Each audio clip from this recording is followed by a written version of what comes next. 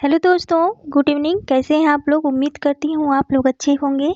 और आज फिर मैं एक नया प्रैक्टिस सेट के साथ आई हूँ और आज भी 50 प्रश्न करेंगे। ठीक है, आज भी कितने प्रश्न हैं तो टोटल 50 हैं और काफ़ी महत्वपूर्ण है, पूछे जाने वाले प्रश्न हैं। तो चलिए करते हैं। और अगर आप चैनल पर नए हैं तो चैनल को ज़रूर से सब्सक्राइब कर लें पहले और बेल आइकन भी प्रेस कर लें ताकि नोटिफिकेशन पहुंच सके आपके पास और फ्रेंड तक भी शेयर कर लें। चलिए चलते हैं आज के पहले प्रश्न पे। पहला प्रश्न क्या कर रहा है? तो पहला प्रश्न जो है कि बैताल पचीसी के रचनाकार कौन है? तो ये है सुरति मिश्र। ठीक है, कौन है? सुरति मिश्र जी। और कब के हैं? तो रीतिकाल से संबंधित है।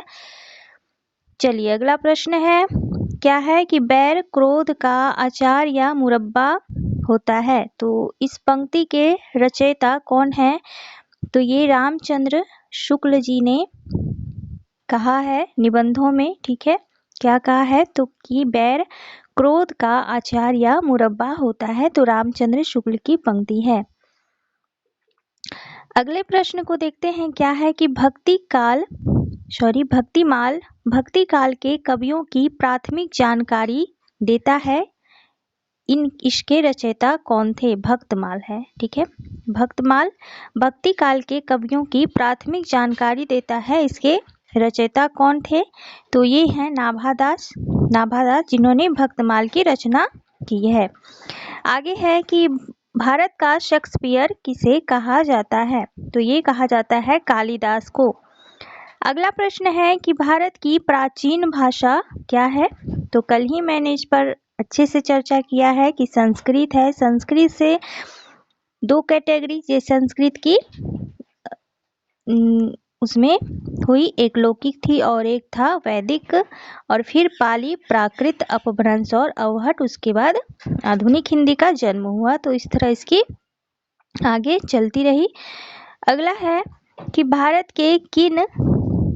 के किस प्रांत में कोंकणी भाषा बोली जाती है? तो ये महाराष्ट्र और गोवा में बोली जाती है कोंकणी। अगला प्रश्न है कि भारत के प्रथम राष्ट्र कवि कौन है? तो ये मैथिली शरण गुप्त हैं। और मैथिली शरण गुप्त की जो भारत भारती है 1912 ईस्वी में जो लिखी गई है, प्रकाशित हुई है, इसके कारण महात्मा गांधी ने इन्हें राष्ट्र कवि की उपाधि दी थी। तो ये भी प्रश्न पूछी गई है, इस बार ही टीआरई में पूछी गई थी।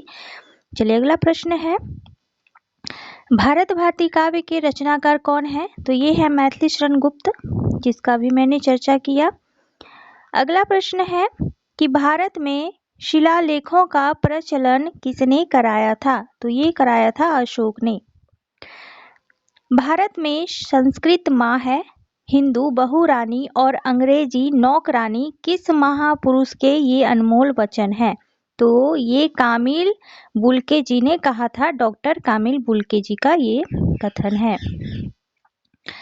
अगला प्रश्न है कि भारत में सबसे अधिक बोली जाने वाली भाषाई समूह क्या है? तो ये इंडो आर्यन है। और कई बार ये प्रैक्टिस सेट मैंने पिछला भी जो कराया है उसमें भी इस तरह के प्रश्न देखने को मिला है। अगला प्रश्न है कि भारत में सबसे कम बोले जाने वाले जो भाषाई समूह है वो चीनी तिब्बती, और सबसे अधिक जो है वो इंडो आर्यन और सबसे कम चीनी तिब्बती। तो ध्यान रखना है दोनों को। अगले प्रश्न को देखते हैं कि भारत में सर्वाधिक लोगों द्वारा कौन सी भाषा बोली जाती है? तो ये हिंदी बोली जाती है, जो कि देवनागरी लिपि में लिखी जाती है। अगला प्रश्न है कि भारतीय इतिहास का कौन सा स्रोत प्राचीन भारत के व्यापारिक मार्गों पर मौन है? तो ये मिलिंद पानो। ठीक है, मिलिंद पानो। तो यहाँ पर कुछ मिस्टेक है, ठीक है, मौन नहीं होगा। चलिए अगले प्रश्न को देखते हैं कि भारतीय भाषाओं को कितने प्रमुख वर्गों में बांटा गया है? तो ये मुख्यतः 4 वर्गों में बांटा गया है। अगला प्रश्न है कि भारतीय भाषाओं में कौन सी भाषा जो है द्रविड़ भाषा की उत्पत्ति नहीं हुई है? भारतीय भाषाओं में कौन सी भाषा द्रविड़ भाषा की उत्पत्ति नहीं हुई है? तो ये मराठी हो जाएगी। ठीक है, मराठी का नहीं हुआ है द्रविड़ भाषा से उत्पत्ति।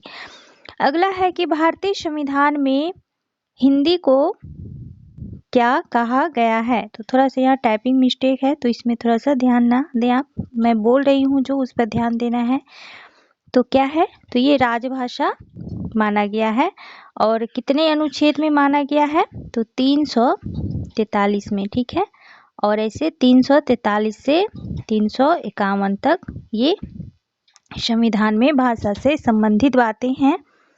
चलिए अगला प्रश्न है कि भारतेंदुकृत भारत दुर्दशा जो कि 1880 में इसकी रचना हुई है, किस साहित्य रूप का हिस्सा है। तो ये नाटक कविता है, नाटक साहित्य है।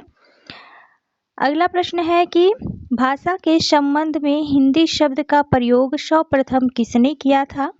तो ये किया था अमीर खुसरो ने। अगला प्रश्न है कि क्या है, भिक्षुक कविता के रचयिता कौन है। तो ये निराला है, सूर्यकांत त्रिपाठी निराला। भीमबेटका किसके लिए प्रसिद्ध था। तो ये गुफाओं के लिए प्रसिद्ध था। और ये आपके कहीं ना कहीं जो 40 नंबर का जो जीएस पेपर आता है वहाँ इस तरह के प्रश्न पूछे जा सकते हैं, क्योंकि ऐतिहासिक भी और साहित्यिक भी, तो इसलिए यहाँ पे रखे गए हैं। अगला प्रश्न है कि भूषण का कौन सा लक्षण ग्रंथ है। तो ये शिवराज भूषण है। भूषण किस रस से संबंधित थे। तो ये वीर रस से संबंधित थे। अगला है कि भूषण की कविता का प्रधान स्वर क्या है। तो ये प्रशस्ति परक है। अगले प्रश्न को देखते हैं कि मंदिर बनाने की कला का जन्म जो है किस काल में हुआ। तो ये गुप्त काल में हुआ था। अगला प्रश्न है कि मजदूरी और प्रेम क्या है। तो ये निबंध विधा है कि रचनाकार कौन है। तो रामचंद्र शुक्ल नहीं होगा यहाँ पे, ठीक है, रामचंद्र शुक्ल नहीं होगा। मजदूरी और प्रेम जो है कौन थे, तो सरदार पूर्ण सिंह थे, ठीक है, पूर्ण सिंह। कौन थे, तो पूर्ण सिंह, सरदार पूर्ण सिंह थे मजदूरी और प्रेम। चलिए अगला प्रश्न है, मध्य प्रदेश के किस जिले को देश का प्रथम हिंदी साक्षर जिला घोषित किया गया। तो नरसिंहपुर को। तो ये पहली की डाटा है, ठीक है। चलिए अपना पहला क्वेश्चन है, और मनुष्य के आचरण के प्रवर्तक भाव या मनोविकार ही होते हैं, बुद्धि नहीं। यह कथन किसका है। तो ये रामचंद्र शुक्ल जी का कथन है। मनुष्यता का विपरार्थक क्या होता है। तो ये बर्बरता होता है।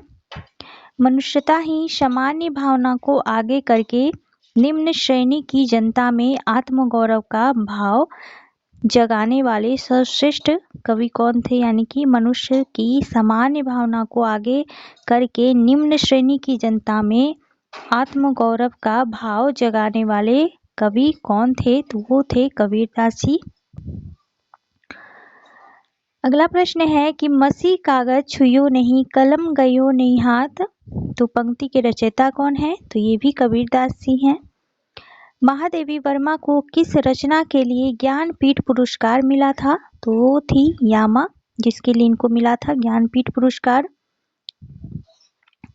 अगला प्रश्न है कि मुझे तोड़ लेना वनमाली उस पथ पर देना तुम फेंक मातृभूमि पर शीश चढ़ाने जिस पथ जावे वीर अनेक। तो ये माखनलाल चतुर्वेदी के द्वारा लिखी गई है और इनको एक भारतीय आत्मा के भी नाम से जाना जाता है। अगला प्रश्न है कि मेगास्थनीज ने अपनी पुस्तक इंडिका में किसके शासनकाल का वर्णन किया है। तो ये चंद्रगुप्त मौर्य के शासनकाल का वर्णन किया है। आगे है कि मैथिल कोकिल किसे कहा जाता है। तो विद्यापति को, और ये टीआरई में पूछी गई प्रश्न है। अगले प्रश्न को देखते हैं कि मैथिल किस राज्य की भाषा है। तो ये बिहार की है। मैला आंचल उपन्यास के लेखक कौन है। तो ये फणीश्वर नाथ रेणु जी हैं, ध्यान रखना है। और मैला आंचल का जो प्रकाशन है वो 1954 ईस्वी में हुआ है, और ये प्रथम आंचलिक उपन्यास के तौर पे मानी जाती है। अगला प्रश्न है कि यह युग यानी कि भारतेंदु बच्चे के समान हंसता खेलता आया था, जिसमें बच्चों की सी निश्चलता, अक्खरपन, सरलता और तन्मयता थी। यह कथन किस आलोचक का है? तो ये रामचंद्र शुक्ल जी का ही है। अगला प्रश्न है कि यामा के रचयिता कौन है? तो महादेवी वर्मा 1940 में इसकी रचना हुई है, तो ध्यान रखना है। रंगभूमि उपन्यास के रचनाकार कौन है? तो ये प्रेमचंद्र जी हैं। रंगभूमि 1925 ईस्वी की है। चलिए अगला प्रश्न है, रक्त है या है नशों में छित्र पानी, जांच कर तू शीश दे कर जवानी। तो ये माखनलाल चतुर्वेदी जी का ही पंक्तियां हैं।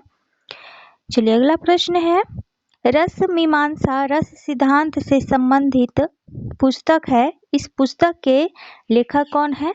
तो रस मीमांसा क्या है? पुस्तक का नाम है। रस सिद्धांत से संबंधित है, जो कि रामचंद्र शुक्ल जी का है और 1939 की ये रचना है।